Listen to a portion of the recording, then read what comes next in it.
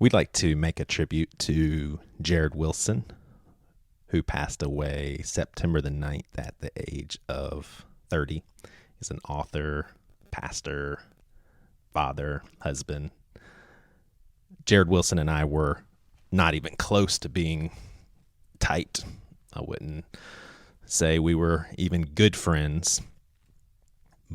He was actually one of many people whose relationship I had with was basically completely based on text messages. I think I met the guy once, but we texted back and forth, a dozen times or so. In fact, I'll read you a couple. This one says, "Cannot make this up. Spoke at a church a few weeks back on depression. Lady emailed and said my message was a D+ at best because it was too dark and I should have talked about something else. Little did she know there was a line of kids afterwards wanting to talk to me and thank me for being open and honest because they felt alone." Get out of here. I mean, when you open up about your struggles, people get something out of it and they feel less alone. Wow. Here's another one that he texted me. "Whether you know it or not." Well, let me say that Jarrid was on the Bad Christian podcast, I think a couple of times, and on this podcast a couple of times as well. So he says, referring, I reckon, to the three of us, the current two hosts on Bad Christian, Matt and Toby, and myself. He says, "Whether you know it or not, you guys helped me find freedom from trying to be what Christian culture wanted me to be. Love you, bro." I really like that text because I feel like there's some kindred spirits between Jarrid and I. We represent, there's a group of misfits on this earth that, despite the shallowness of a relationship, for some reason, you just kind of feel warm and fuzzy and close to someone. I mean, the dude told me that he loved me, and I completely can relate to that. Sometimes it gets me in trouble, but I guess I kind of like it. I would say that Jarrid Wilson taught me something as well, and this reflects very poorly on my character and the person that I am, is seeing Jarrid Wilson. Before meeting him, I certainly wrote him off as someone that I would probably never want to hang out with, probably a good bit fake, and just someone that lacked a lot of depth. And he was not any of those things. He actually was a very real person. I think he struggled with fakeness just like all of us, but the dude was very genuine, very sincere, and honestly turned out to be someone that I would hang out with. So mental illness, I want to say, is many things, very complicated. Not all people's are the same, but I would say oftentimes, especially at its very deepest, darkest level, make no mistake about it, it's something that happens to a person. I'll never forget when Rick Warren talked about his son, who he lost to suicide, and he said, "Make no mistake about it, I have money and I could afford the best psychiatry, the best therapists, the best medication. We did all of that. We did everything we possibly could, and they still lost their son to suicide." With what my wife and I experienced through my trying time last year, one thing that was kind of a flip that was switched in us, or a switch that was flipped, we're determined to destigmatize the hell out of this thing, because the reality of this sickness is not something we'll ever minimize nor be able to forget the profound mark it made on our lives. When someone takes his or her life, I actually remember finding out about Jarrid. I was actually in the middle of my pain and struggles, heading into, little did I know, the absolute darkest times of my life. And it was the first time that I had ever heard about someone's suicide, and I thought to myself, that doesn't puzzle me one bit. I completely understand. Which is a scary thing to say, but it was the very first time where it made perfect sense. I was thinking about when someone takes their life, it's hard not to always conceptualize that person as one when you think about him or her full of pain, misery, and hopelessness. Well, this is a bittersweet episode. A lot of sweetness to it because it reflects none of that. I'd like to think that this may be how Jarrid sounds in heaven right now, but probably even more joyful. It was an honor to spend this time with him, and I'd like to definitely say our thoughts and prayers are still with his wife and kids, family, and friends. And honestly, you that are listening right now that are into prayer or good thoughts or good vibes or whatever, maybe shout out a couple of those. You can do it silently too. You don't have to necessarily shout. Thank you guys. And I'm handing the keys over to my friend Jarrid Wilson, and I have given him free reign to poke and prod and ask questions and just get to the dirty stuff about depression. Now, Priscilla, do you give him that permission? Sure. We do this kind of stuff in front of our small group all the time, so it's totally fine. Well, Jarrid, Jarrid. welcome to the show, and my friend, take over. I'm excited you guys have invited me. The tables have turned, my friend. The tables have turned. I'm excited to be on this side for once. It'll be fun. Now, all in love, though. I'm excited to be with you guys. I think this conversation is going to be a lot of fun. So, man, I'm pumped for your new book, Fundamentalist, which you've sent me and I've read through. And I can tell you right off the bat, man, one of the things that you and I have talked about this in previous podcast episodes, that honesty and transparency is something that I've learned greatly over the last, let's say span of 3 years, but in the long term, 3 to 5 years. Yeah. That transparency and honesty, this idea of authenticity, even though it's a cliche and it's being used a lot, it's a popular term, authenticity. Right. Unless it is fully embraced, it's not actually transparency or authenticity, right, or honesty. And so I tell a lot of people, I'm like, hey, if you're going to be transparent, you're either 100% transparent or it's not transparency. Yeah. You're either 100% authentic or it's not authenticity. You're either 100% honest or it's not honesty. And I think a lot of times we think if we could just give people a little look into our life, that's good enough. But the reality is that our world right now is hurting so much for authenticity and this real, raw, example of individual lives. And so I appreciate your authenticity and honesty throughout this book. I think it's refreshing. I think it's something a lot of people are going to need to read. They need to hear it. Right. And I'm excited for the release of it, my friend, because I feel like it is going to change the lives of a lot of people, especially as it pertains to the stigma surrounding mental health, which leads me to my first question that I have for you, Joey. Mental health, the stigma that surrounds it as it pertains to, let's just say, faith in general, obviously Christianity, but faith in the church. Why do you think there is still such a stigma today, and do you find it getting any better? Yeah.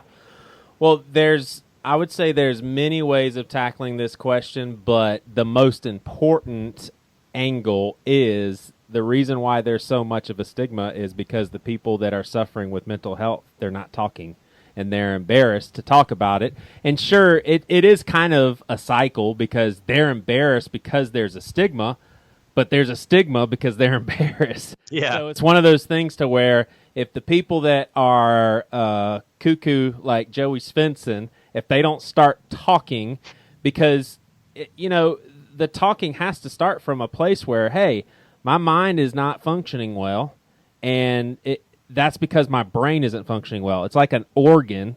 It's a collection of cells that make tissues, and the tissues make an organ, and it's malfunctioning. And the brain helps you think and process the world. So if the brain's malfunctioning, you're not thinking right, and there's nothing to be embarrassed about. But bottom line is we are embarrassed. We don't want to talk about it. So, yeah, I think that the stigma, we have to own that as mentally ill folks.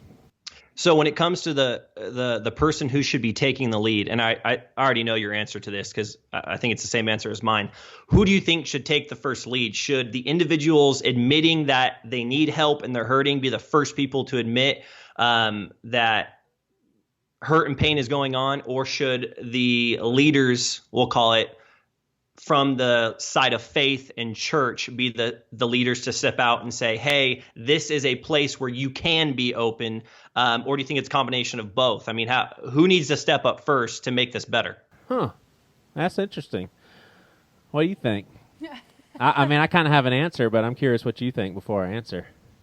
Yeah, I guess my first reaction would be both, but I think because there is such a stigma, if I really think about it, I guess I think our leaders, I think people that need to be setting an example need to make it a safe place for people to feel like they're normal to be able to do it. But yeah, and here's the irony, Jarrid, is that a lot of those leaders are struggling with mental illness. So exactly. It's a little bit of both, because the leaders need to be talking about it, but it's themselves that they need to be talking about.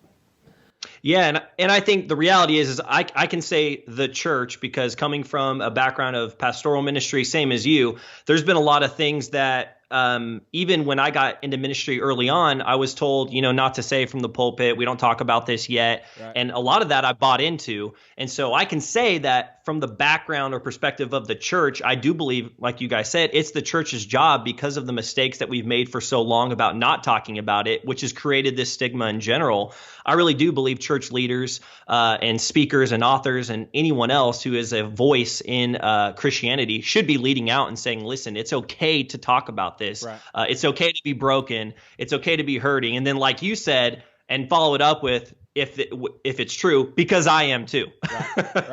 Right. And go ahead. I'm sorry. I was going to say the only thing I would tag on to that is, and this is probably what you're alluding to too, Jarrid, is I feel like if we do talk about it, it's like something in the past and it's been overcome. And I think when people actually say they're struggling with it right now, and that that's just the power of Jesus, Holy Spirit, whatever, that's helping them get through each day, but they don't have it all figured out, is I think where there's real traction for other people to step forward, because they don't feel like they have to have it as they've already solved it. They can be where they're at right now and be okay with that. Yeah, totally. And unfortunately, we're talking about the church's responsibility to be more open about mental health, but there's some churches, their first step is to admit that it's even an issue, because there's a lot of churches that practice the sort of, wait a second, you just need to be positive with Jesus, claim scriptures, run with Jesus's promises, because, they see any sort of battle in your mind, they see it as something that you should be able to overcome, because they can't grasp the concept of the brain being a physical organ that malfunctions. Wait, that's not what your book's about? That's not what it's about? I'm confused. I think I might have read the wrong book then. No, I think one of the things that I've realized is, Priscilla, one of the things that you said that was really powerful, someone commented on one of my blog posts today and said, Jarrid, I can't remember the exact phrasing. I wish I would have brought it up before I got on with you guys. Something along the lines of, Jarrid, do you remember the exact moment when God freed you from your depression? Thank you for responding to me in ahead of time. And I responded back to them and I said, hey, sorry if I've led you to believe this, but if you look back at all my posts and everything that I've talked about, I haven't said that I've actually been freed from depression. I can say that God has given me the strength and wisdom and knowledge to say, listen, I can choose to rise above it each and every day, that God's with me each and every day I wake up. I can lean on him for guidance and wisdom, but I can't honestly say that I'm free from depression, nor can I say, man, one day I will be. I mean, right. I just don't know. And I'm not saying that it's not that I have a lack of faith in Jesus. I believe Jesus with all my heart. But I can't say that I can't play God and say that God is going to free me from this, because the reality is that, dude, my testimony is a lot stronger when I'm dealing with the same thing a lot of these people are going through. And I mean, it's kind of weird hearing me say that out loud for the first time. I've never actually said that sentence, but I think a lot of people, like you said, are looking for this prayer, or if you have enough faith, you will be freed. But then the opposite result is, well, if you're not freed from depression, then that means you didn't have enough faith, which means that your faith is work-based, which is just a whole mess, and it's just a rabbit trail that I hate going down. But yeah, I definitely think that's part of the stigma as well, is this idea that if you just have enough faith or you just pray hard enough, your depression, your anxiety, your PTSD, your bipolar, your eating disorder, your addiction, whatever it may be, will be wiped away clean. And for some people, dude, I know you'd agree with me. For some people, that is the case. Right. I have no problem admitting, if a girl or guy came up to me and said, Jarrid, I dealt with this for 12 years of my life. It pained me. It burdened me. And one night I had a conversation with Jesus, and it was life altering. And I've been freed from depression. And I am now living life without antidepressants or my anxiety medicine. And I'm fully walking in the power of God, and going on and going on. Right. I wouldn't say you're lying. I would say that's awesome, bro. Yeah. But that's not always the case. Right. Well, and what I would say to that is, this is going to sound super jerky of me, but I would immediately be like, when did that happen? Because if that happened a week ago, I'm a little nervous for you. Yeah, you yeah. know what I mean? Yeah, I agree. I agree that there are miracles, and I also think the complete story is, I have met a lot of people that they just have had this so ingrained in their mind that they're overcomers with Christ, and this isn't something that should defeat them, and they get off of antidepressants, and they're like Priscilla said, there's like that newness of, yeah, everything is okay.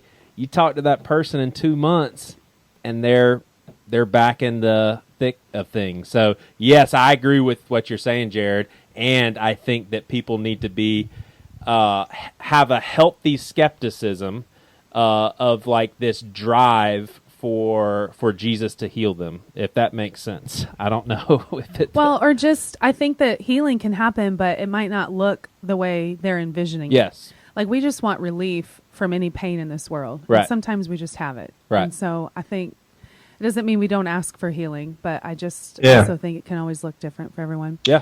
I hope I don't really want to hijack the thing, because I feel like maybe you might get into it, but are you going to share your story a little bit? Because I mean, like, shame on Joey, I don't know everything. So, like, no, I feel like I want to know, like, I want to get to know you a little bit. So no, I can get into it definitely a little bit for the time that we have. One of the statements I was going to follow up with is an old pastoral saying. It, I'm sure, has been around forever. It's this idea of I know that God can, I trust that he can, but I'll follow him even if he doesn't, kind of thing. Yeah. So it's like, I trust that God can heal me from enter whatever you want here.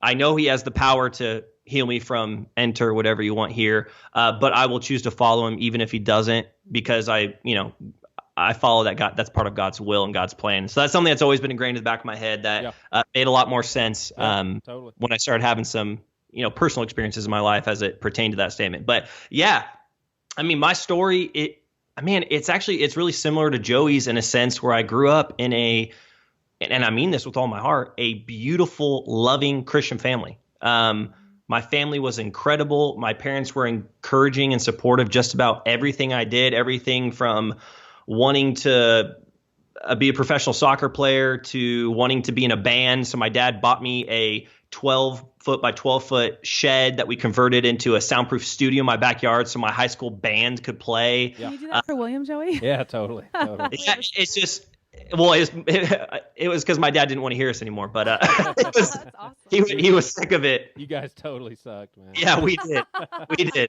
I'll show you some later.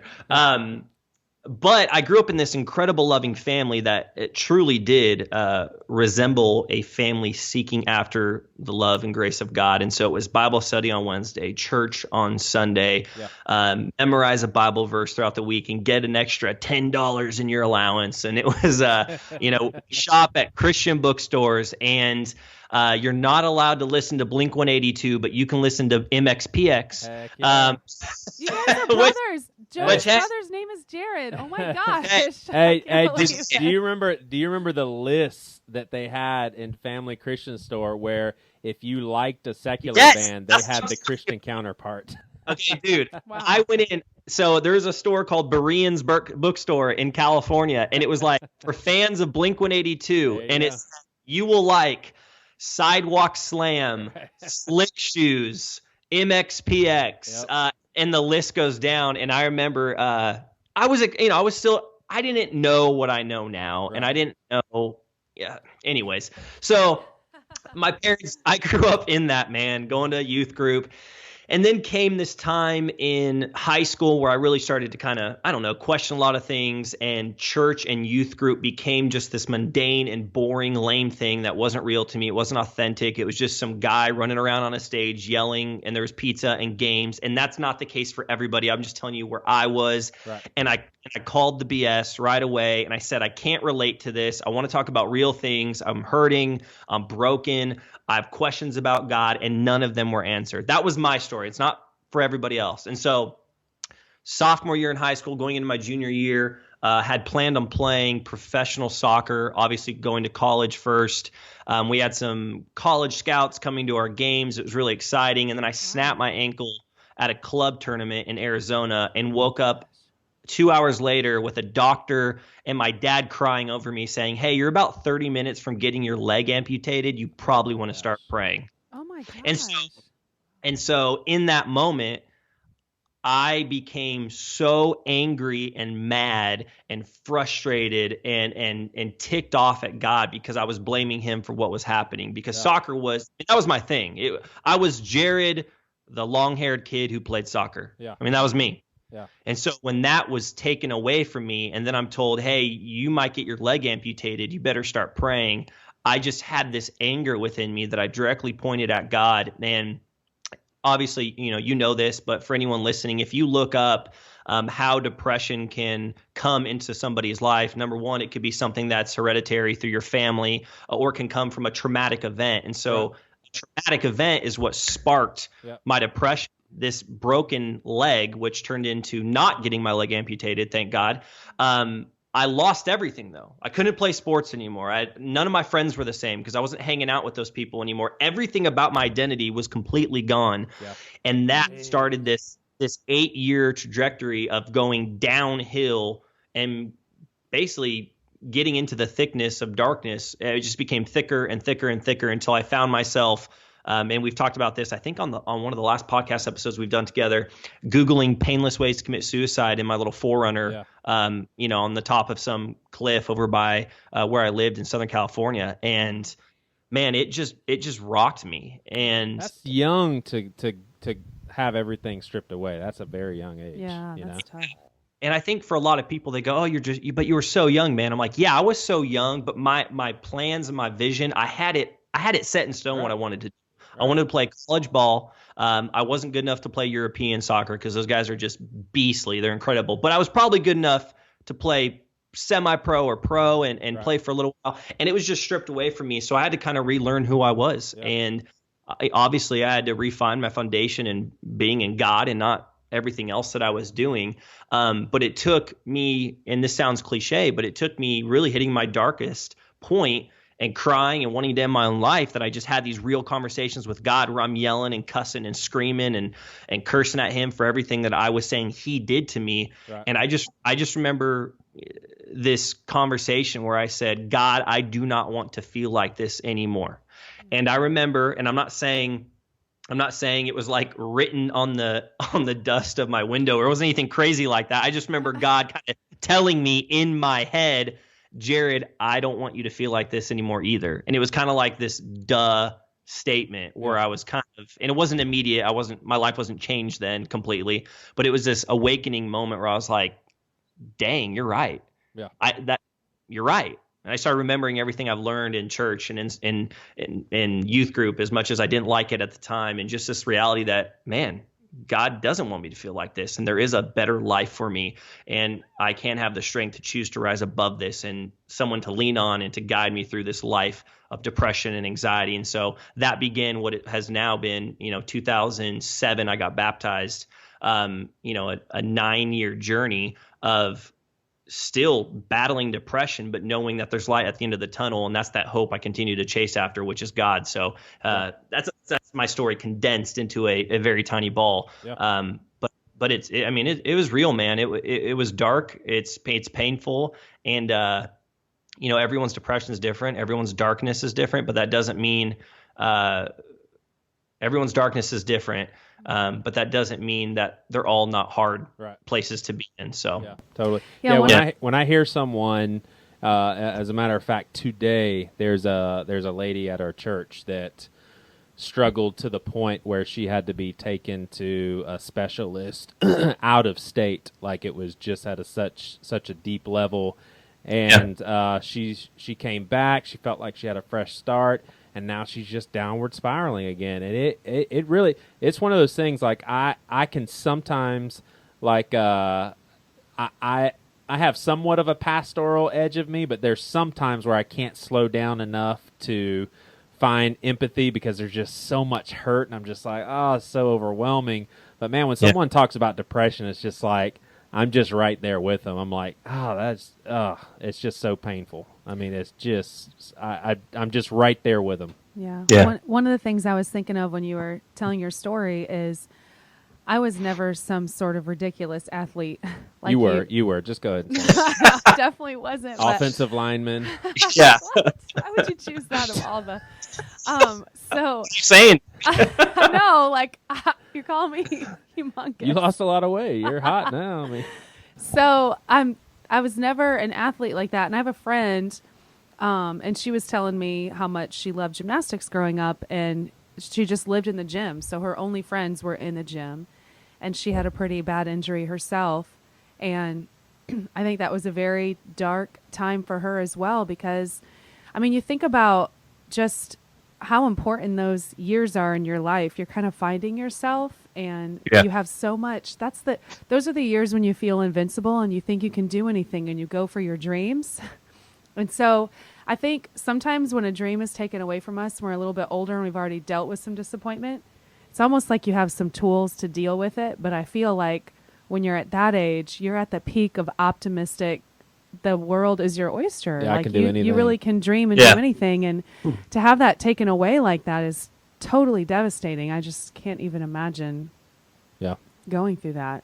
I don't know. She kind of mentioned the same thing and had to kind of re-find herself because the path that she was on in gymnastics was not the same after her injury either. So how old were you? And then how long was it before? So you said 2007. What year was the year that you almost had your leg taken away? So I think I was 15 and I was 19, if that's correct, or 20 when that moment I was sitting in my car. So it was a dark 4 years, man. I hit it really well. People from the outside looking in would have had no clue. I just went to school, did my thing, barely graduated because I just didn't care. Still hung out with people every once in a while. I remember like having girlfriends and I would just lie and say, hey, I can't go on our date tonight to the movies because I don't know. I'd make something up. My parents said I'm in trouble because of grades. Little did they know my parents didn't, that wasn't the case at all. I was just at home because I didn't want to go out. Go for it. Well, I was just going to say that's interesting because I would imagine how you're describing your high school years. I would imagine that yours were more painful, and you are. It just shows how different people's suffering is because you were aware that you were depressed because there was something specific that had you drained. I was depressed in high school, and I didn't even know it. I seriously. It was like how I describe it. It was like a fish that was born on shore. It doesn't know any better. It's just like, well, I guess this is life. I can't really get a whole lot of breathing in there and doesn't feel like I can do a whole lot, but I guess this is how everybody feels. And so in high school, I literally did not know that I was depressed, and it was just such painful misery all the time. I was like, I guess maybe everybody feels kind of like this. Yeah. Yeah. Did you go to college? Yeah, so right out of high school, I think I went to like a community college for like I don't know, 2 months. So what were you like? I think high I and did. drunk Yeah, all I the just, time? dude, it was all a blur, bro. I was like, I say I think because I know I went, but it was like off and on for Yeah. like a couple months, and then I took like photography and like I don't know. There's like an elective bowling or something. I don't know. Like my dad just said, go to school. You have to go to school, or you're. My dad was obviously did this in a loving way. If you're not going to school, you got to pay rent. I'm like, all right, I'll go to school and I'll take photography and bowling.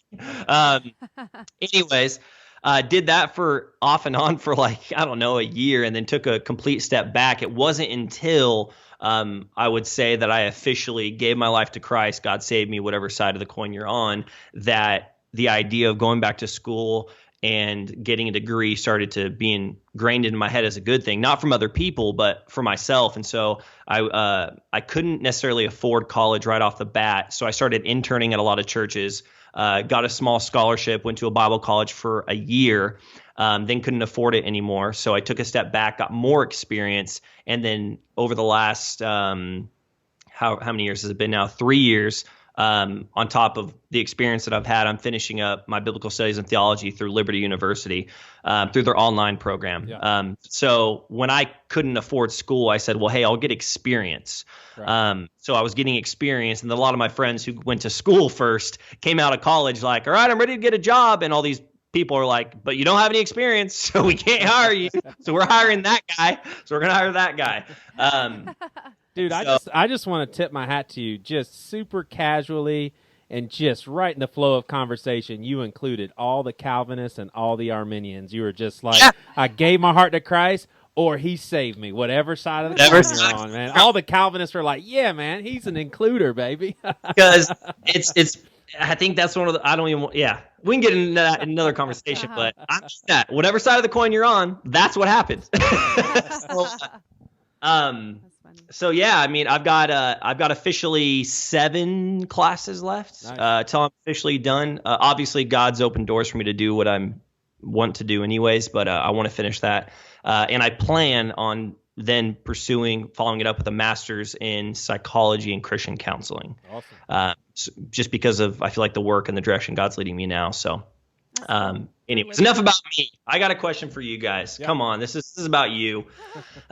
This is for Priscilla, and my wife and I have actually had some of these conversations before. And please, I don't mean to come off harsh, but I just, I want to peel back some layers. Have you ever had, and maybe regrets is the wrong word, I'll use regrets instead.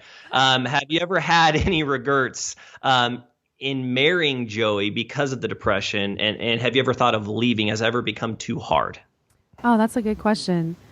I hope this is going to be a roundabout way to answer it, but I would say I remember, I'm not going to go into the story of how we met and finally got together because it's just too long, but I do remember. Jarrid, that's when you say, hey, thanks. I do remember. I remember hey, him telling me that he deals with depression. I remember him telling me that when we were on again, off again dating.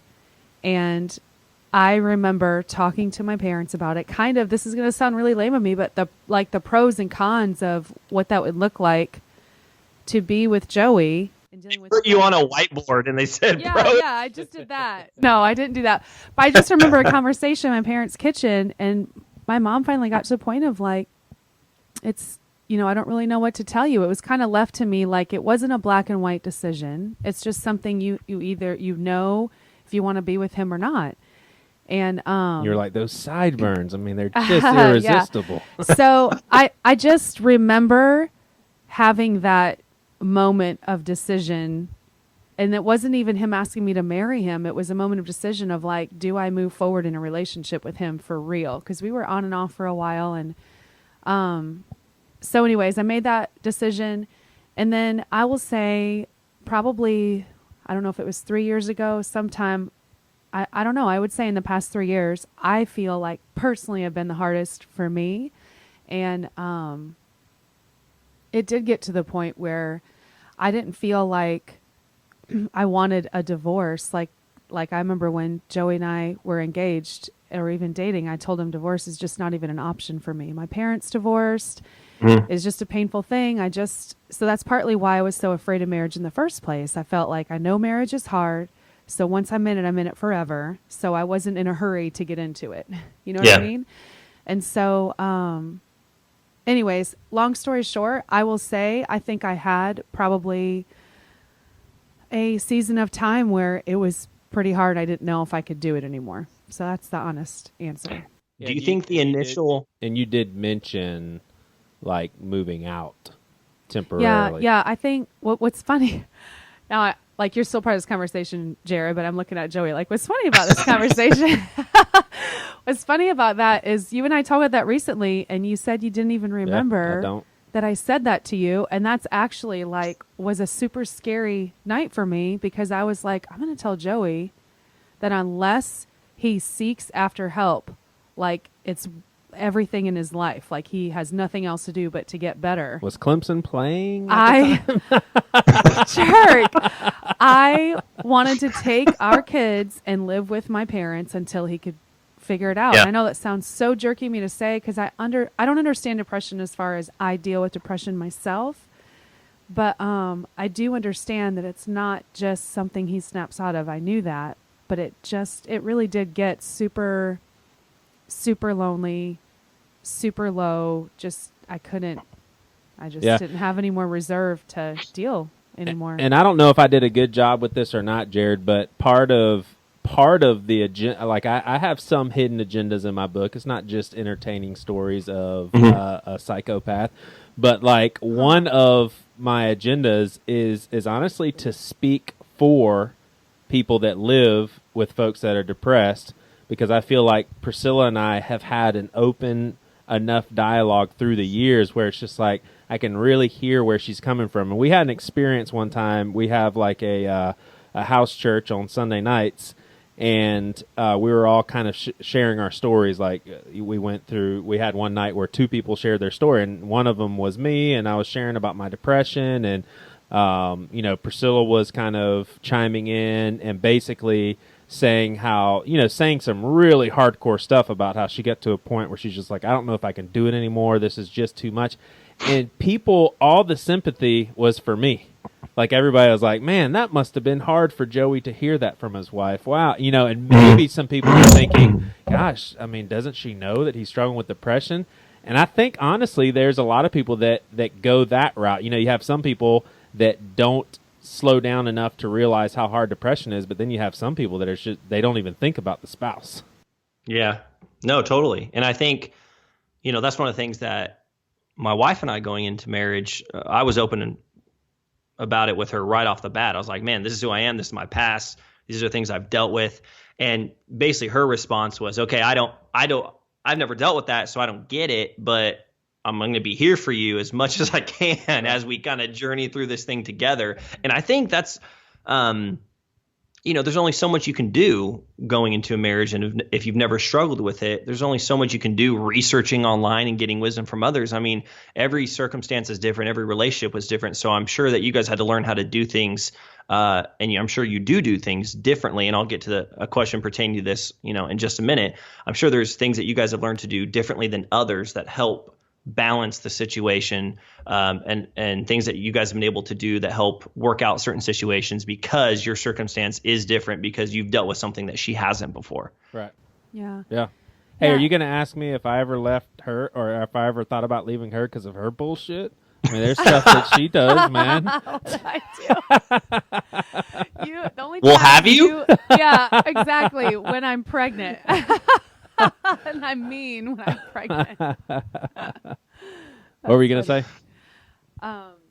Microphone. No, the only other thing I was going to say is sometimes I hear myself, like you asked that question, and I think both Joey and I are kind of this way. It's such a belief system of ours. It's so important to us to be so open. I think sometimes I feel a little burned by it or maybe even misunderstood, but I also almost feel like it's just worth it. Like our life is too short to pretend something different. And, if I could let my pride get in the way a little bit, I'll after a conversation like this, I'll tell Joey, I'm like, but do you remember all those years? I was so positive and I was so there and I was so whatever, because we're coming out of the last 3 years that were super hard. And I just almost felt like I was losing myself too. Before, but I'm like, remember me before, how awesome of a wife I was? Like, I kind of almost want to remind him that I wasn't so negative. I wasn't so defeated. And that's just, I guess, my pride too. But I don't in know. the latter days, she wore a shirt around the house that said, F you and your depression. Have you designed that shirt yet? That'd be awesome, dude. Yeah, it's in the Pastor with No Answers merch. Yeah. Get one of those. It's funny. One of the things that you said that I wonder now would be different, or if this actually continues the conversation of the idea of the stigma behind depression. And please, this is not a judgment to you at all. The fact that you talk to your parents about, hey, this guy has depression. What do you think about this? Whereas I wonder if now, or maybe 2 years down the road, if you guys would have re-met and this conversation was happening now, the stigma is still there, but it's a lot better than it was. I wonder if you would even think about having that conversation. I don't know. Just the fact that you had that conversation intrigues me. I'm not saying it's a bad thing. I'm not saying it. I mean, I'm glad you talked to your family about it. It just intrigued me that was something I never would have thought, being on the other side, that was something someone would go ask as it pertains to like the pros and the cons. But mind you, I've never been on that side before and been with somebody. I've never not dealt with it and been with someone who has dealt with it where I've had to ask that question. So that just really intrigued me. That is have you ever? interesting. Yeah. Yeah. Have you ever felt like thoughts towards God, kind of like this isn't fair? Like why did you give me the task of of dealing with him? You know what? You just made me feel good about myself because no, I didn't think that. I have thought, I have been really angry that Joey has to deal with the depth of depression he's had to deal with. I have felt that that's been very unfair. Yeah. Like, kind of ticked about it. Well, who are you ticked at then? Are you just mad in general, or are you mad at God? Yeah, probably mad at God. Okay. And partly the reason is I spent so many years praying for our miracle. I call it ours because I was praying for your healing.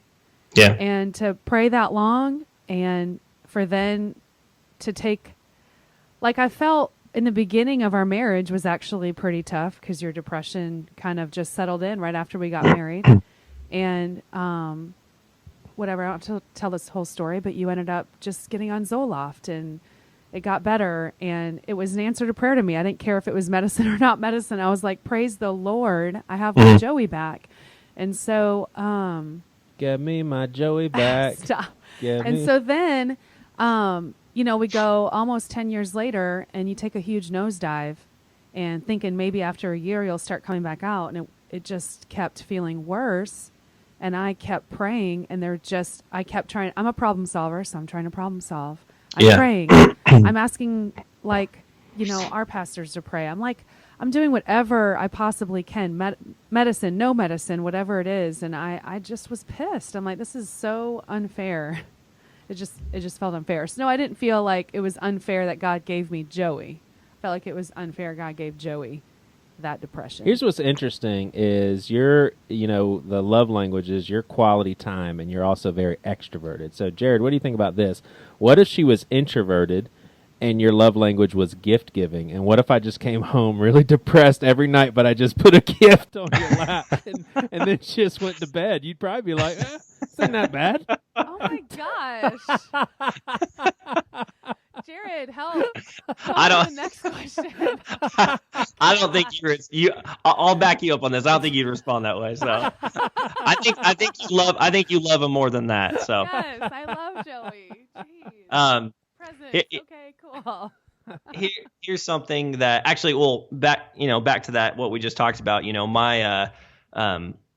My wife is always continuously supportive of me and what I'm going through, and is always constantly saying like, "Hey, are you okay today? Life good? Everything good?" And there's days that are hard. There's days that are really hard. There's days that are not hard at all. There's days that are awesome, and this freedom to always be on the lookout for like, "Hey, how are you doing today? Is life good? Everything okay? Hey, I love you." And so that's something that I feel like anybody in a relationship with someone who's ever dealt with depression or currently is or whatever it may be, I feel like I don't feel like I know you have to have that open conversation, because it can't just be like, you can't compartmentalize it and say, well, the husband, if it's the husband or the wife, well, I'll let them deal with their depression thing, and then I will just be over here when they're ready to talk. I think a lot of times, and I give my wife freedom to do this, and she does it because she loves me, she's got to pry things out of me sometimes because I won't talk about it. Yeah. One of the things that has recently happened to me that I've been really open about is my parents recently got a divorce. And I came from the past of perfect Christian life. You know, I mean, if Lifeway could birth two people, it would be my mom, my dad, yeah. and that would be the marriage that would represent Lifeway. And I mean that in the best way possible. And so over the last 3 years, I've dealt with a couple deaths in my family, my mom going to rehab, my parents getting a divorce. And so this was a whole new experience for me that I've never had to deal with. And so I was glad that I had those initial conversations with my wife, because in some really hard times, in the last 3 years that I've been dealing with kind of internalizing all this stuff with my family, I've given my wife that freedom to really pry at me and say, no, dude, you need to talk to me. Like, tell me what's going on. Are you mad at this? Are you mad at this? How can I be here for you? And so I feel like the fact that what you guys are doing right now is something that more married couples need to do as it pertains to depression or anxiety being within a marriage, in one spouse or both, right. Having that open dialogue and just talking through the crap. I mean, you have to be able to talk about it. I always tell people this, is I say, when you try to hide all of your emotions, you don't want to talk about them, you internalize them. It's like putting a pack of Mentos in a 2-liter bottle of Coke. You're eventually going to explode and get everybody around you wet. I mean, you're going to jack up everybody in your path. And unless you talk about things, you are never going to find relief. And so I don't know.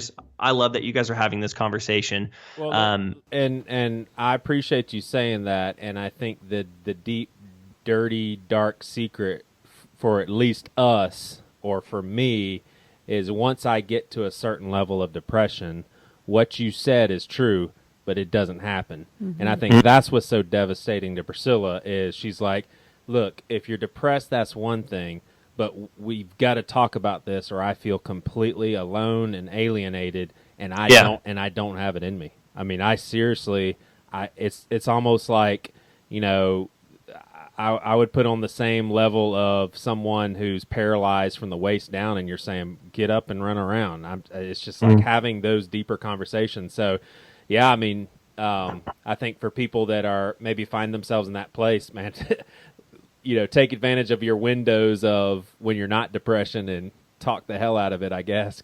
Well, I will say one thing that, how long have we been married now? 14. Yeah, so 14 plus years together, and I still remind you sometimes that I literally just need you to tell me I'm having a hard day. Yeah.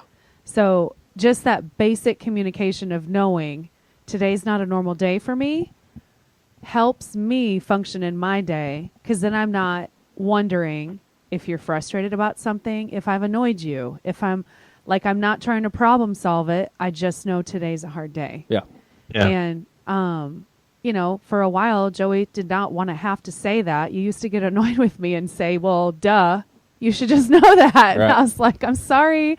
I just need you to say it. It makes me feel like it's not me or it's not us, but it really is just depression settling in. And then somehow I have to know that to be able to, interact with you a little differently that day.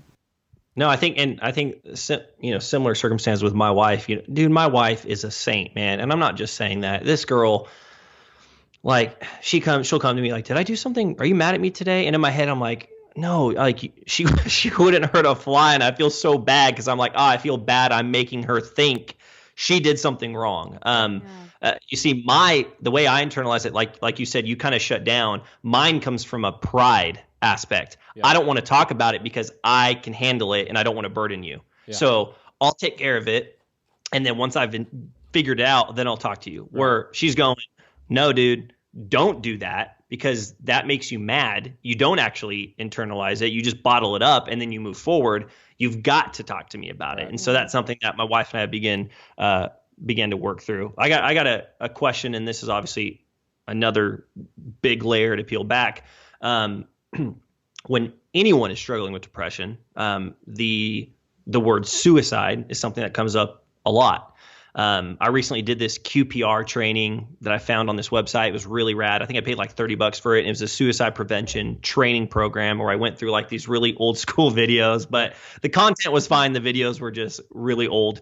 But basically the encouragement, and I didn't know this going into it, I did the training maybe 6 or 7 months ago, was you don't beat around the bush when it comes to asking someone if they're thinking about committing suicide or thinking about suicide. You straight up ask them, hey, dude, are you thinking about suicide? Right. I didn't know that. I thought you navigate slowly, like, you set it down slowly on a cloud of pillows. But everything I've read has said, like, no, you straight up ask, are you thinking about suicide? And it's like you hear that word, and if they're able to internalize and say yes, it's like, oh my gosh, I've voiced that. If they say no, you don't know if they're telling the truth or not, but it's one of those things that you ask. So Priscilla, have you ever struggled with thinking that Joey would end his life, has thought about ending his life? Do you guys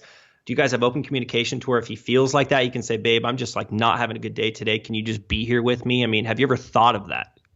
No, I actually, the only time maybe I got a little worried, I can't remember what year it was or what it was, but we were at Folly Beach. We were staying at that beach house.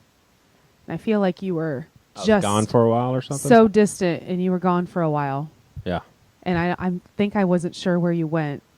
For some reason, I just had a yucky feeling. Yeah. But that's the only time I ever wondered. But I will say, Jarrid, like, as maybe the last few years, how sucky they've been and maybe how defeated I felt, for the most part, I've always been a very optimistic. I tend to like see the glass as half full. And sometimes I think maybe I'm even naive to stuff, I guess. So I really, maybe it's just God protecting me from it, but like, I just don't sit and worry that Joey would take his life. I just don't. There was just that one time that I did not feel great about where you were at in life. I think part of that is I've told you that I have wanted to die before, but I've never contemplated suicide, and I wouldn't lie to you, so I think you can kind of trust that. Yeah. And one thing interesting, Jarrid, is that I actually, there was a pastor here in Charleston that committed suicide, and me and one other pastor, but then a bunch of social workers went to kind of be with that congregation. And I sat there and learned so much, and I had this huge revelation. I came home and told Priscilla right away. I was like, I've always thought that I haven't been suicidal because of like my morality, and that's not the right thing. And sure, if I want to die, that's one thing, but I would never do that. Other people do that. And I realized through sitting there with those people and listening to the social workers that that's not the case. It hasn't been because I'm deciding not to. It's because my mind has never become at that it's never gotten to that level. And that was like a very stark revelation, like just very like unsettling. I was like, wait a second. It's not because I'm so determined not to. It's because I've never gotten to the point of actually considering doing that. And, well, if you were capable of choosing how you'd feel, you wouldn't be dealing with depression in the first place. Yeah. Yep. Which is something that I think a lot of people don't realize. I mean, I don't want to. Maybe this for another time. I don't want to go down the rabbit trail of suicide and the reason it happens. But I think it's one of those things where for a lot of people, man, it would be safe to say, and I would guess 95% of people who deal with severe depression have had a thought of the world would be better without me. Yeah. A moment. They may have never planned it out or Googled painless ways to commit suicide like I have found myself. But it's it's a thought that goes through your head of like, well, I'm just a burden to everybody. It's the way that you could say the enemy lies to you and tricks you and deceives you. And so, well, no, I mean, I'm glad you answered that question, because that's something that my wife and I have to talk about too. Mind you, when there was a couple days ago where I ran out of my antidepressants, and I'm very open about it. I take one a day, have for the last like 6 or 7 years. And I ran out, and my psychiatrist is in Nashville, and I have to schedule a meeting ahead of time. They're booked, so I went 2 days without anything. And dude, I had these crazy night terrors, and I was sitting there.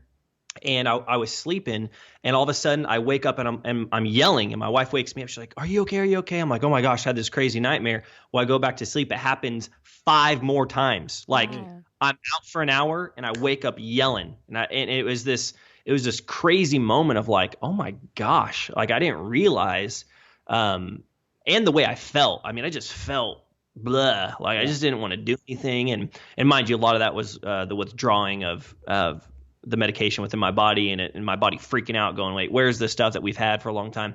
But anyways, it was an opportunity for my wife and I to have these conversations, because it was like, hey, why do you think you had those dreams? You know, why do you think you're groggy the last few days? You know, I could tell you were a little off. And so,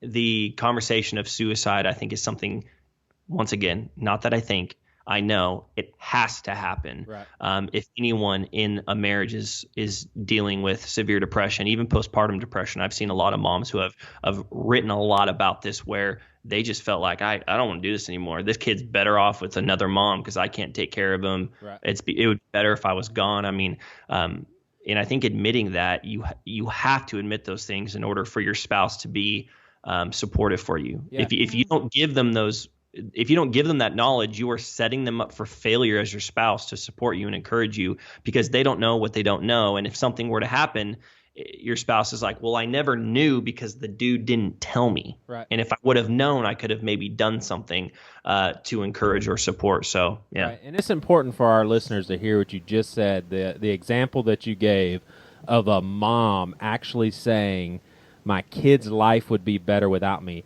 There's not one mom in their right mind who really thinks that. Not one. Every mom would say, hey, it doesn't matter how jacked up I am, they're better off with their mom because there's no one that loves my kid like I do. So that has to open people's eyes to, you know, I get frustrated, honestly, when I hear, oh, suicide is such a selfish decision. And I realize going to that church and hearing those social workers, they were having to explain to the congregants, because there were some people saying, I just feel like he's abandoned us and he turned his back on us. And they said, look, you've got to understand, he was convinced in his sick mind, and not in a derogatory way, that this was the only option, that there was nothing else he could do.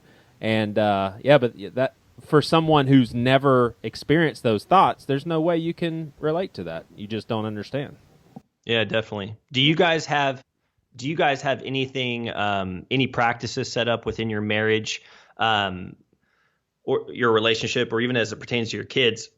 Any practices for when you're struggling and your wife can support you or encourage you? Like, do you have anything set up? Like what other term you want to use? Guardrails or, whatever. I think the only thing that I can think of right off the top of my head is Priscilla knows that I will fight, and I will try to keep going, and I'll try to have a good attitude, and I'll try to be open.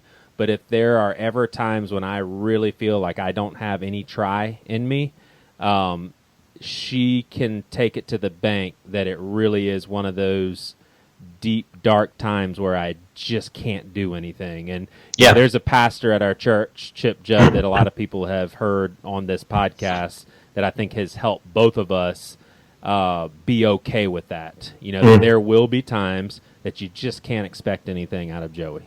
You know, and it would be one thing if I always try to took advantage of that. And is that during the Clemson games? Yeah. Oh my gosh! Sorry, I had to say that. That was just perfect. One loss, man, and you're talking trash. One loss.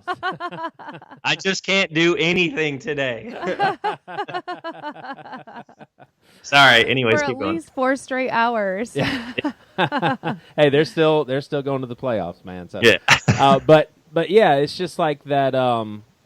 he gave us, I think, gave Priscilla permission to be okay with that, and me permission to not beat myself up about it. That there will be times where I simply have to retreat to my bed, lay down, give my mind a break, give everything a break. And when a good friend of ours passed away in a car wreck, and that definitely aggravated is doesn't even do it justice, but it just magnified extremely my depression.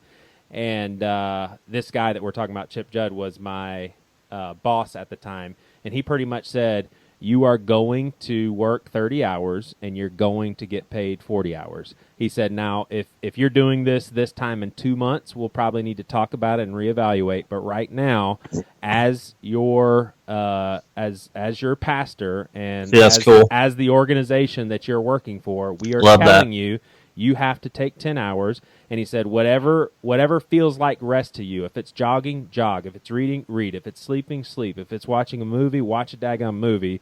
But you have to take 10 hours for yourself. And that was tough for me, man. I mean, it was tough for me to let myself do that. But I'm a rule follower. Like, I follow my leaders.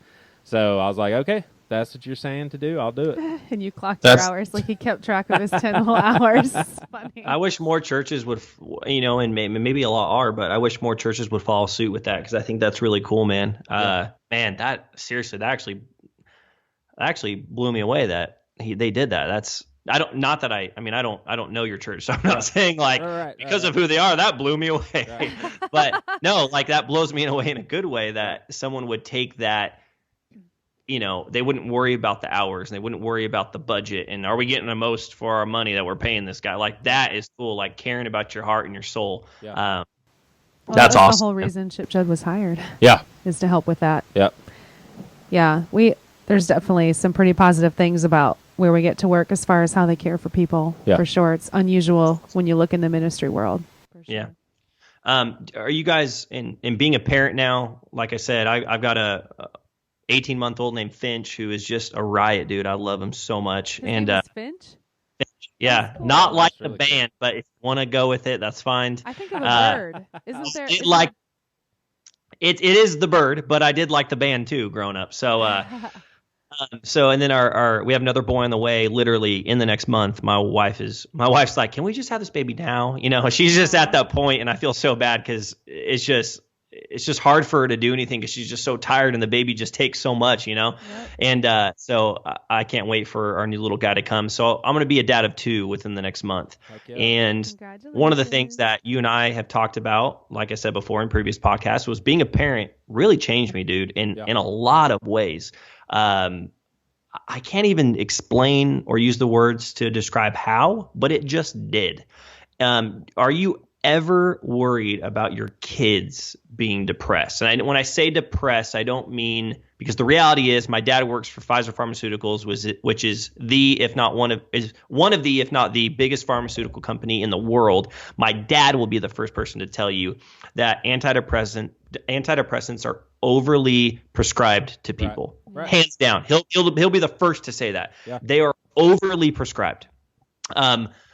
Are you worried that your kids will be sad sometimes, say they're depressed, will actually be depressed and find depression in your life? Does that ever worry you?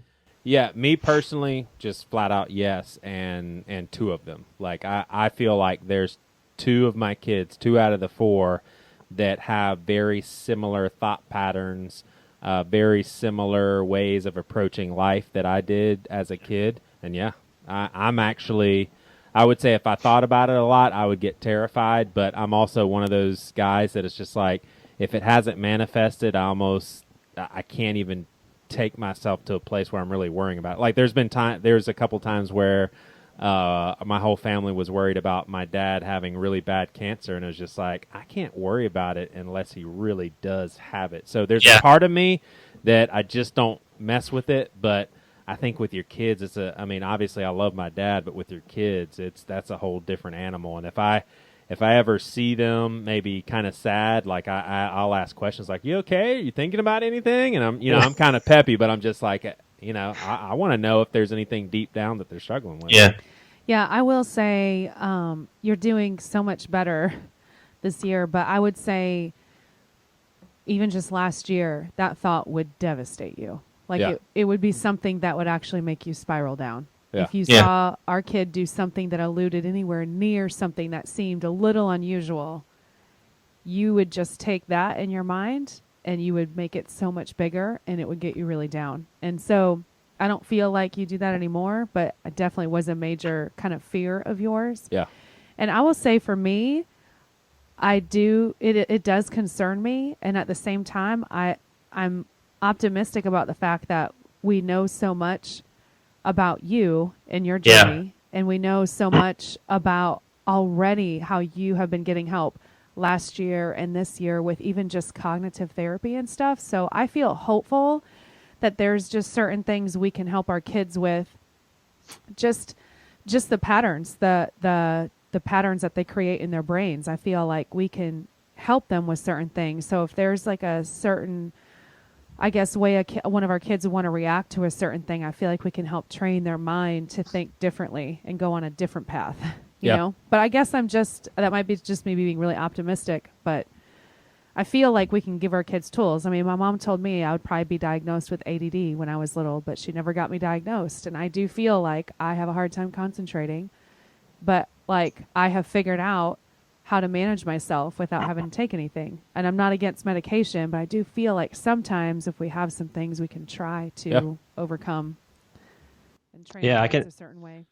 Yeah, one of the things that, as far as, I'll say my kids now, being a dad's made me super emotional, like in a good way. Like I become a wuss in a lot of things. Like no joke, we can be going, walking down the aisle when my son is in the shopping cart, and some dude can walk by, and my little son will look at him with his long, shaggy blonde hair and his big blue eyes and go, "Hi." And if that guy doesn't wave back at him, I can tell. I'm like, wave back at my son. He's upset now because you wave back at him. And it's just. And my wife and I always get so sad. She's like, it always breaks my heart when people don't wave back at him. I'm like, dude, mine too. I feel so bad. So I already know that anytime my son is sad or something happens, he goes, "Oh no." I'm like, "Buddy, it's okay. It's okay." I don't coddle him to where he's like, I'm carrying him in my arms everywhere I go. Like I know there's things he's going to learn. He's going to fall. He's going to, bump his head, and I have to go, "It's okay, buddy. Brush it off, Right. But there are times where I feel I hurt with him, and I think, my sons actually, if any of them were to deal with depression, and I don't say this lightly, it could come off wrong, but I do, in a sense, praise God, what a blessing that this is something I have gone through personally so that I can be the one teaching my son about a lot of this and helping him rather than just giving him to a system and allow them to try to work things out. Yeah. I'm not saying I'm not going to be the guy that says, "Oh, my depression's a blessing." I don't want to go that far. Right. But I will say it can be used as a blessing to help my son or my, whatever, if I ever have more kids down the road, and your kids, to say you're the person that can speak hope into their life and say, "Hey, buddy, daddy's been through this too," or "Hey, daughter, daddy's been through this too. It's okay. I love you." And I think that's such a beautiful image, especially as it pertains to, us looking at God and saying, "God, I need your help." Your kids looking at you, their dad saying, "Hey, daddy's been through this too." And it does worry me sometimes too. Like you though, my mind's not there yet. Right. I'm just worried about getting poop on my hand when I change him because it's like ask my wife, dude. That is my kryptonite. Yeah. I don't care. And dude, I will. She's like, "You are a spaz when you change." I'm like, "I know I am." It freaks me out, man. That's what I'm worried about right now. Well, here's some words from the wise seasoned father. I have a 10, 8, 6, and 4-year-old. You bring that up, man. When your son is like 7 or 8 and he's just like, I don't want to go get you some water. You're like, "Listen, do you know how many times I have wiped your butt? I've got poop on my hands. I had to smell your dirty." It's so bad. Yeah. Say, "Get me a water now." Redneck family right here. Yeah. Oh my God. She might as well just say, "Give me a beer and open it for me right now." those are my biggest worries right now. Is him feeling sad when a stranger, complete stranger, mind you, not somebody we know, a complete stranger, doesn't wave Doesn't back. notice I him. feel like, who do you think you are, not waving back at my? Do you know who this kid is? He's my son. But yeah, it's not something that I haven't gone there yet. Yeah. But it's the back of my mind of that would suck if they did. And but at least I've been through this, so I can be there with them if they ever need anything. They can feel like they can go to Dad, and I want to give them that opportunity. I want to create that aura that says they can come talk to Dad. Yep. It's definitely not something I haven't gone all the way there, but it's definitely something I've thought about every once in a while. Yep. What sort of things would you guys say to people, both of you, that live with somebody that deals with depression? I would say so to the person that lives with someone with depression. Gosh, I mean, I would say your pain is real. Your pain is definitely real, and you need to be understood. Like, people understanding you is just as important as people understanding the person that you're living with. And gosh, if you can find someone that you can have as a confidant, that you can tell everything to, express your anger, and just spill your guts with, I think that would be a huge win. But yeah, it's no joke. It's no fun.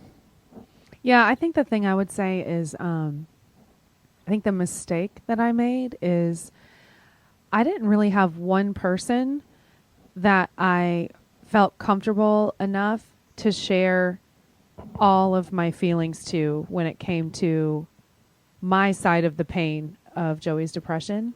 Yeah. Because, Joey and I both are pretty blessed with awesome parents and in-laws. So Joey loves my parents. I love his. There's sort of like we just have a great family and everything. And the last thing I want my family to feel is sorry for me because of my husband. So I didn't tell them a whole lot. I didn't until it got really bad. I specifically remember I was running an errand for our family, and my mom had called, and we were talking, and it just happened to be at a moment where I just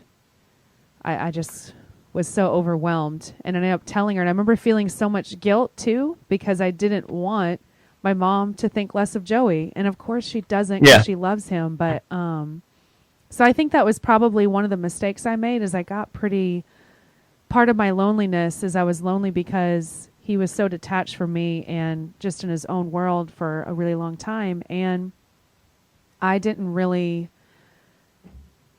I mean, people knew we were going through a hard time, like our friends did, but I never really. I think one time the Basils, they asked enough questions where they pulled stuff out of me, and I remember crying a lot because I was holding it inside. So I think I just needed more of an outlet to share. And no one told me I had to do this, but it almost felt a little bit like a secret to me. Like, we're pretty open, but I don't think at the time the church that we're leading knew just how bad it was. And I didn't feel like it would be right of me to let anyone know that, because then I thought, man, they're all going to feel like, whoa, our church might fall apart, or we can't go to our pastor for anything because he's too depressed, or anything like that. If we add one more thing to that dude's plate. Yeah, it just felt like a weird, I don't know if I'm going on and on, but no, I don't know. It just was a place where. Well, you're protective of him as well. You don't want anyone to think anything less of him, because you want people to see him as somebody that they can rely on, and he's strong, and he's awesome, and you don't want to say anything, regardless if it's true or not, because you love him. Yeah. I'm speaking for you, but I think this is probably how my wife would feel too, and I know it is. She doesn't want to say anything that might make someone think less of me. Yeah. Yeah. Well, and here's the thing. So I was proud of him in the fact that he was able to just do what he could do in such a low place that he was at. But I also resented the fact that when he came home, he literally had zero left for me. He gave what little left he had to our kids, and then he went to bed. And so I think that's why I struggled so badly. So I was proud of him that he could actually do his job, but I was pissed at him because he wasn't there for me. And I mean, I need time and snuggles. So I needed way too much for someone that was feeling so bad. So, but I will, I'll say this too. Any wives that are living with husbands with depression, every single time Priscilla and I had sex, the depression went away immediately. So just, my gosh. I mean, if you want to knock that depression out, hey, and the crazier the sex, the quicker it works. You're trying to make a joke, but I actually tried that, and that did not even work in your worst depression. God's magical prescription. Yeah, it's just not true, ladies. I just want to tell you that. Well, Anthem of Hope, man. So I'm excited when you told us about this on Bad Christian that you're am I speaking out of turn to say that you're trying to partner up with as many churches as possible to aid them to help people with mental health? Yeah, so my end goal is I do a lot of speaking still. I assist in a lot of digital marketing stuff for a lot of companies, nonprofits, and then my wife and I, the last 3 months, have launched this nonprofit called Anthem of Hope, which is dedicated to providing the church with an outlet for, number one, it's a 24/7 live chat that anyone can go on and talk with what we call a hope coach. We don't call them counselors for legal reasons. A hope coach that they can be encouraged and talked to, and they can just unleash all of their junk. And we can have someone that will talk them through that, who's a trained hope coach. They're Christians, Bible-believing Christians. And then at the end of that, we will actually recommend they go find a local church and see a professional psychiatrist or counselor. Yeah. And so there's that side of it. And then the other side of it is providing the church as a whole with workbooks and resources. And when I say workbooks, I do not mean lame, cheesy Q&A, little check mark. I mean legit, incredible workbooks that are not only fun to go through, but they're actually helpful. Yeah. Mind you, not saying that all the cheesy ones are not helpful. Right. But that people are excited to do together. And my goal, and this is a very big goal, I want what Celebrate Recovery is for addiction for the church. I want Anthem of Hope to be for mental health. Yeah. That is my goal. It is crazy. It is huge, but I believe it can happen.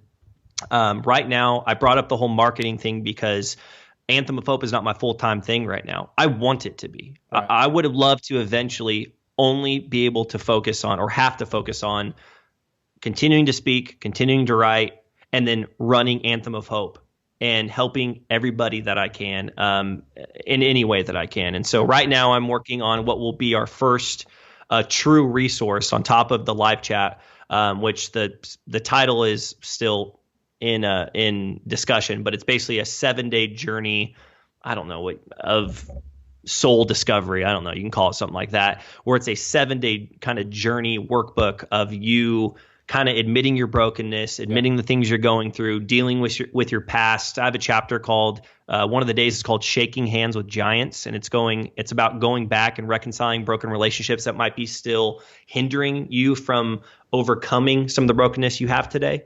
There's one about looking in the mirror, which is basically looking at yourself and writing down in brutal honesty words that you feel like right now describe what you think about yourself. Yeah. Then also writing down words that describe who you want to become. And so creating this first free resource is the first step. But the end goal is to create workbook after workbook that churches, nonprofits, anybody really, but it's specifically for the church, can adapt into their small groups, can adapt into their own version of whatever they want to call it. And just like churches have, hey, we have Celebrate Recovery that meets on Wednesday nights. I want people to be able to say, hey, we have Anthem of Hope meetings that meet on Wednesday nights. Yeah. And we're going through a workbook together. Or if you're an individual and you're just like, dude, I heard about this workbook and everyone's posting about it and they're watching these videos that go along with it, I'm just going to go on the website and buy one and do it myself. Yeah. And in that workbook, it'll encourage them to go find community. So there's a lot of things. That's cool, man. That are happening with it. But yeah, man, it is my passion, dude. It is my heart. Yeah. And right now we're seeing a couple hundred people. This is like 500 people a week right now that are on the live chat, and the average chat time is 25 to 30 minutes. Gosh, that's awesome. And it's predominantly all United States. And it's the age demographics literally range from anywhere from 12 to 56. I mean, it's just crazy.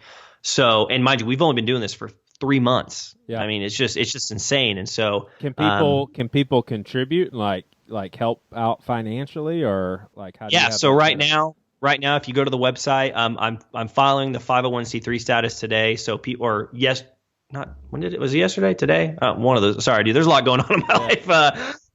It is officially formed. People can donate right now. If you go to the website, there's a donate button. It's not necessarily tax deductible right this moment, but it will be. And every dollar, none of it goes to staffing right now. None of it. No, I don't get any of it. My wife doesn't get any of it. One day would my wife and I love to take a salary and make this be our full-time thing? Of course. But right now it all 100% goes towards basically promoting the website, keeping the website running, keeping the live chat running, creating promotional items to give away, creating the resources to give away for free, this first one that we're doing. And so, then go to anthemofhope.org and check it out. Nice. Well, dude, I appreciate you coming on here and taking over, man. I had a blast. Our friendship, man, is so awesome. I think it's cool that God's brought us together. There's obviously, and we've talked about this before, there's a ton of things that I know you and I see very differently on, but I love it because that's why I think this works is, although we see differently on some things, we also have a blast talking about those differences. And we have a blast talking about the things that we see in similarity. So I'm honored that you had me on, bro. Keep doing what you guys are doing. I thank you guys for your friendship, and I'm glad we were able to have this conversation for anybody listening. Absolutely. Jarrid Wilson, everybody, and go to anthemofhope.com and then fundamentalistpastor.com if you want to pre-order or get the book whenever this episode is released. And dude, congratulations on the son that's on the way. Yeah. Thanks, man. I appreciate it. I'm pumped. We'll have him next on the podcast. Oh, for sure. Like he'll be on. Gurgle sounds and stuff. Yeah.